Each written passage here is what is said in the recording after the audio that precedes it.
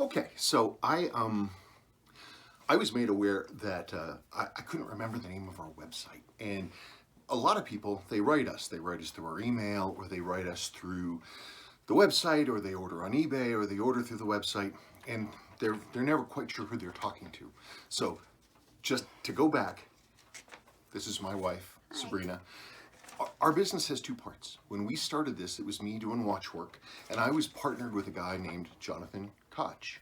And Jonathan was a good friend of ours, and he loved us, and he loved our kids, and he watched over us, and he was invested in how we were doing. He cared about us a lot. And so I used to be Jonathan's watch dude. I used to do work for him, and he did a bunch of other stuff. He did casework, and he also had made an entire line of replacement crystals for these vintage Seiko models. Back then, in those days, nobody had these parts, and no one cared.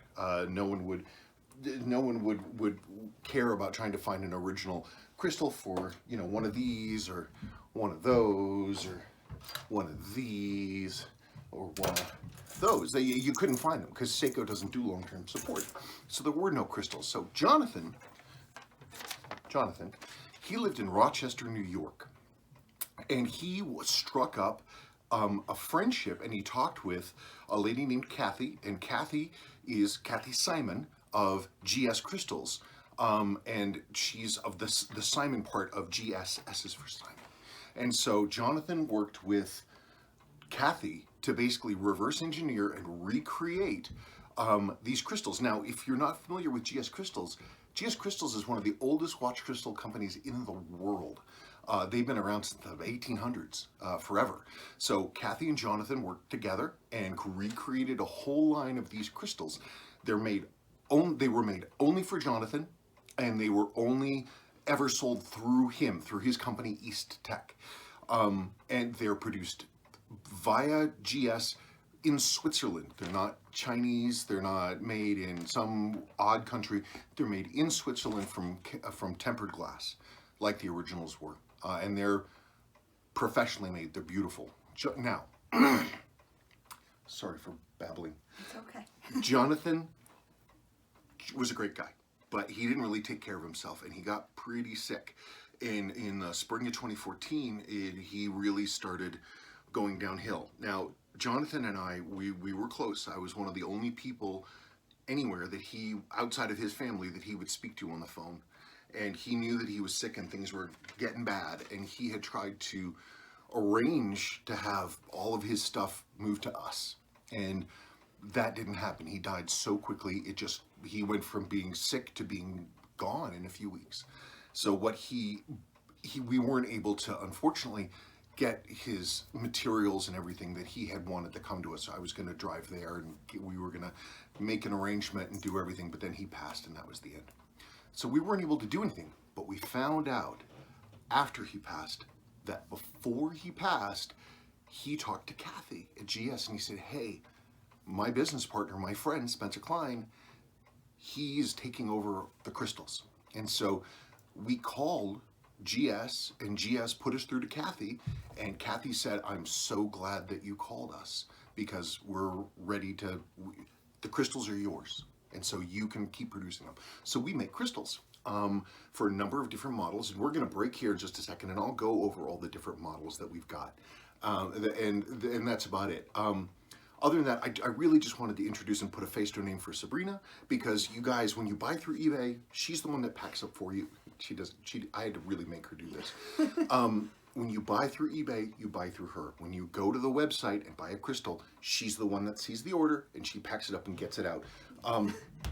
What's the number one most important thing for you? What do you mean? You like getting out crystals fast. Oh yes, I like to ship things very quickly, because whenever I buy something off of eBay and I see that the person hasn't shipped it in like a day, then I get really annoyed. So I try to get my stuff out as quickly as possible. And the nice thing is that our mail person, Katie, she comes usually late in the afternoon. And so if you get your orders in here, we can usually beat Katie before she gets to the door, which means your stuff goes out same day, which we really like to do. In any case, so I don't know, that's about it. Can you go over the website address, please, and what you prefer to do for eBay or the website or whatever? The website is KleinVintageWatchRepair.com, and I prefer if people buy from there so then I don't get hit with eBay fees. Right, eBay fees, they take a chunk. So if you can buy through KleinVintageWatchRepair.com, Sabrina will get your order, and then we'll bang it out for you. And that's, I don't know, that's really about it. So I'm going to break now, and I'll show you the crystals that we have and how we're doing it. Talk about new crystals that we have coming. Again, Sabrina's idea. We've got a new crystal that's going to be made for a model, and nobody makes it, and I'm excited to talk about that. And that's it. So let's break. Okay, so let's talk about the different crystals. Now, there were a couple crystals that Jonathan started with that are still our most popular. Let's talk about these three here. Now, two of these Jonathan produced. One of them we created. This is the 320W10GN00. It is mostly known for being a 6105 crystal. When these came out, the 6105 8000, it used the Type 1. The Type 1 is a high top version. Basically, all these crystals are the same, like they're the same profile and they have the same angle, but they're higher, and then they got lower. So this watch right here, this has a genuine original Type 1 crystal in it. And you can see how sort of high it is here on the side. Jonathan, in 1970, he worked at a jewelry store, and he said he remembers when these were new, and they would be coming back in almost immediately with chips on the edges. He said they were chip magnets. And so Seiko made these from 1967 to mid-ish 1970. Then, around the time of the introduction of the 6105, which would have been the proof, they went to the Type 2, which, for me, I consider that to be the quintessential 6105 crystal. Now, Jonathan didn't make the Type 2. We knew about it, but he didn't make it, and I'm not quite sure why. He made the Type 3 and the Type 1. And he, by the way, is the person who named them Type 1, Type 2, Type 3, Type 4. And those names belong to us, those things, and that designation is ours. But Jonathan didn't make the Type 2. I'm not sure why. And as the years went by after he passed, and I started, I was doing a ton of 6105s, and a lot of them that were unrestored and original, I would see them again and again and again with original Type 2s in them. Original Type 2s. I saw them over and over and over again. In fact, so much so it was the most common crystal I saw with them. Like this is a 6105 8000 case, and this is original, and it has a Type 2 in it. Wait, I lied. Is that a Type 2? Oh no, it's a flat top Type 3. Okay, so ignore what I just said. But basically, 9 out of 10 6105s that I see that were original and unrestored are going to have a Type 2 in them with this edge. So it's the standard crystal. But you could go with the later one. Now, Jonathan, he made the Type 3, but instead of a flat top Type 3 like this, or maybe it should be called the Type 4, he made a double dome. So this is the Type 3, but it's not perfectly flat on the top. It's slightly domed, ever so slightly domed. I haven't seen very many of these in the wild. When I see them, they tend to be these. And again, you can see that the crystal height dropped each time. Jonathan went with the slight dome. I don't know why. We're considering making the flat top Type 3. I don't know that we're going to do it. I don't know. This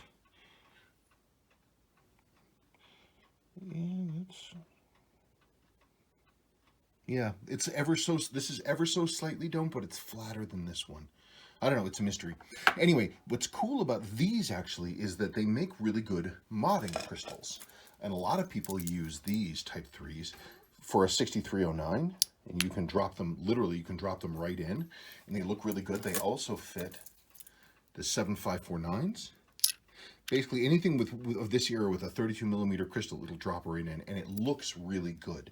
And for the most part, that's when people buy these, that's what they're using them for. Okay, so there's the first set of crystals. That's Type 1, Type 2, and Type 3. I'm just going to move those up here really quickly. I'm going to put these away. I'll put those over there. The next crystal that Jonathan came up with is the crystal for what people like to call the Seiko Pogue, and that's the only true Pogue right there. But it's the 6139 6000 series, 6139, in this case 6005, 6015, 6009, that kind of thing. Let me see, where did I put it? Oh, it's over here. And anyway, and there's that crystal. This is one of the ones that Jonathan came up with. Seiko had two versions of this crystal. They had the Type 1 and the Type 2. The Type 1 was a flat surface, flat inside and outside. The Type 2, this is an original Type 2, is faintly domed top and bottom, and again, it magnifies a little bit. And Jonathan recreated the Type 2. There isn't a whole lot of call for the Type 1, and I don't really like them in terms of how they look. I like how this gives a little bit more depth to the dial. So that's 330W18GN00. 330W18GN00. Let me put that away.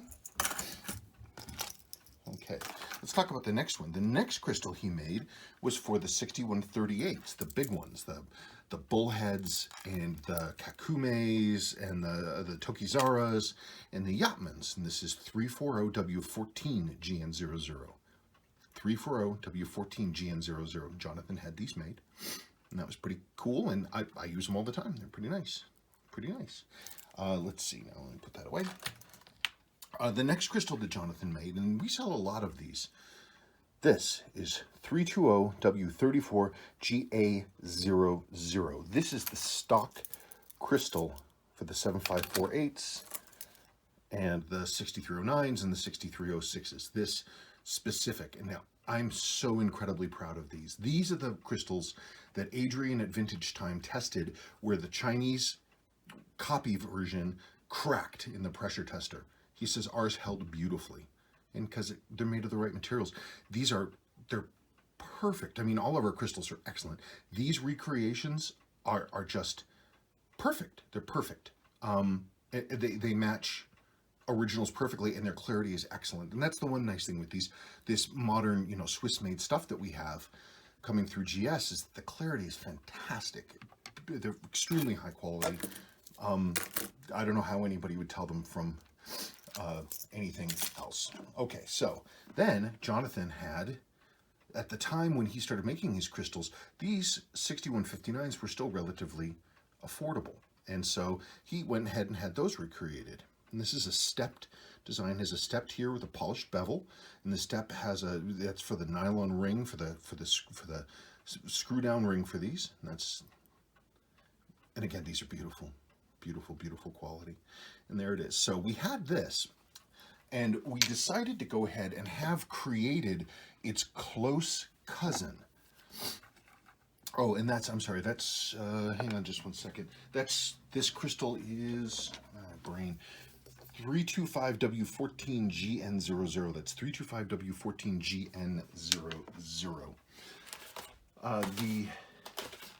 The next crystal, hang on just one second. I don't want to fly from the hip because I often get numbers reversed. So hold on just 1 second. Is this one, the 7159 7010s. It's the same exact crystal basically as the 6159 crystal. Seiko stuck with it. The difference is that the edge, the bevel, is frosted, whereas the 6159 is polished. So this is 325W16GA00. And that's the crystal for these. And again, the clarity is magnificent. The clarity is fantastic. And they're made just like the originals. I'm super proud of them. And we recreated these, and they're made in the same factory with the same people as all of our other crystals. And that's what makes them awesome. We have another crystal. We don't even really have it listed.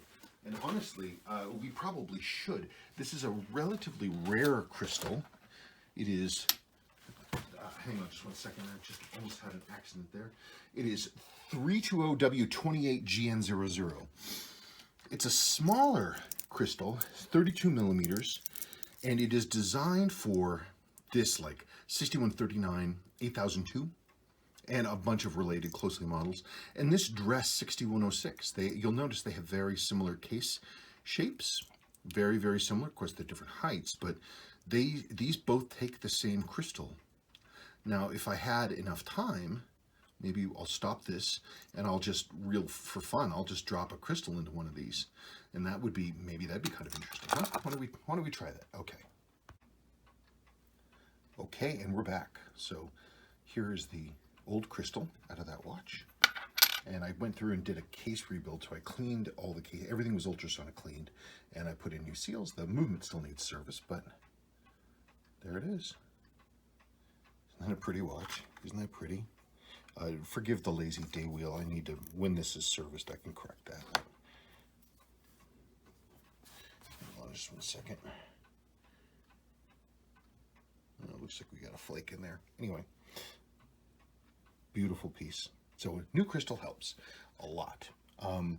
Let's talk about the next thing. So the upcoming crystal I talked about, a lot of people now are gaining real interest in these watches, 7002 dive watches, with good reason. The movements are fantastic. And crazily enough, the crystals are unfindable. They're almost no one has them. I found a few generics, and the generics are wrong. I mean, they'll fit, but they look wrong. The bevel's wrong, and all kinds of other stuff. So we are having these crystals recreated. This that's 320HN23. Wait, 320W23HN01, I believe. And so we're going to have these here in probably 3-4 weeks, because people have really started asking us for these, and they're not available anywhere. So we will get that done, and we'll have those. And that's really about it. The last crystal we have isn't one we really produce a whole lot, but it is a tribute to Jonathan. Jonathan took a suggestion from a watchboard guy, a friend of mine, Saul Brooke, to make a super high top throwback style crystal. And this is like the type 1, type 2, and type 3s. It has the same basic profile. So it's a 320W, but it's a bubble boy. It's a super high top crystal, big, and it has a lot of magnification. And you can actually put a bubble boy into a 7002, by the way. I've done it. And we don't sell a ton of these, but this creation was Jonathan's, and it's pretty neat. It's pretty neat. We have a few of these left, and we're debating whether we should make more. But you know, the modding days for Seiko, I think, are over.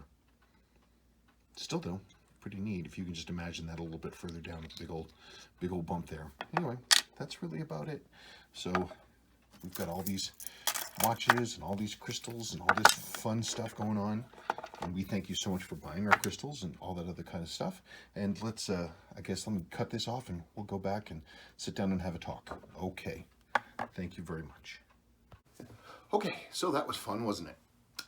So that's really about it. Our crystals. Now, if you have any questions, you can write us. You can write Sabrina. I mean, there are many times that she will say, Spencer, somebody has a question.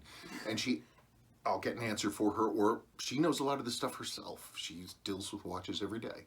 Yes. So if you have any information, have any questions, want to know what fits what, there we are. That's it. So thank you so much for supporting us and supporting Jonathan's continued legacy. I mean, we're the only people in the world that make those crystals. There's someone else who does sell. Someone else got a bunch of material from Jonathan's estate. And so you can see stuff on eBay that says East Tech. If those at best are going to be his old stock stuff from that he made before he died. If you see any new produced stuff that says East Tech on it, it's not Jonathan's, it's not his.